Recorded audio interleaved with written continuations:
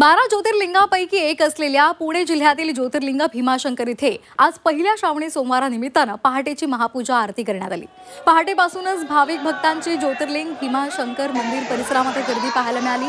बम बम भोलेच्या जयघोषानं मंदिर परिसर दुमदुमून गेलाय। मंदिर गाभारा आकर्षक अशा विविध रंगी फुलांनी सजवण्यात आला।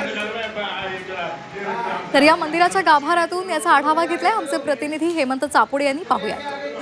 12 ज्योतिर्लिंगापैकी एक असलेल्या ज्योतिर्लिंग भीमाशंकर येथे श्रावण मास यात्रा उत्सव सुरू झाला असून महिनाभर चालणाऱ्या या यात्रा उत्सवाच्या काळात आज श्रावण महिन्यातील पहिल्या श्रावणी सोमवार निमित्त मंदिर गाभारा आकर्षक अशा विविधरंगी फुलांनी सजवण्यात आलेला आपण या ठिकाणी पाहू शकता। प्रामुख्याने झेंडू असेल, शेवंती असेल यांसारख्या विविधरंगी फुलांचा या सजावटीमध्ये प्रामुख्याने वापर केलेला आहे। आणि पहाटेची महापूजा झाल्यानंतर मंदिर भाविकांना दर्शनासाठी खुलं करण्यात आलेलं आहे।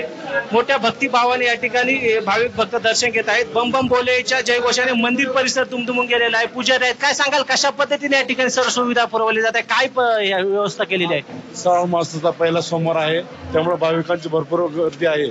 हे जे स्वयंभू ज्योतिर्लिंग आहे, जे भारतात 12 ज्योतिर्लिंग आहे त्याच्यापैकी 6वं ज्योतिर्लिंग आहे।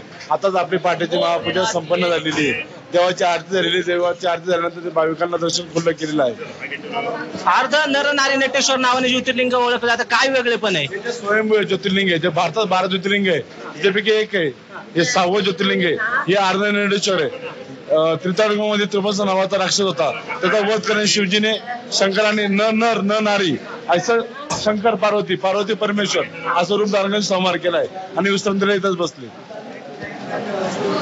नक्कीच अर्ध नर नारी नटेश्वर हे एकमेव ज्योतिर्लिंग असून देशाच्या कानाकोपऱ्यातून लाखोंच्या संख्येने भाविक भक्त ज्योतिर्लिंग भीमाशंकराच्या दर्शनासाठी येत असून बम बम भोलेच्या जयघोषाने मंदिर परिसर दुमदुमून गेला आहे। Hemant Chapude, Zee media, Bhimashankar, Pune.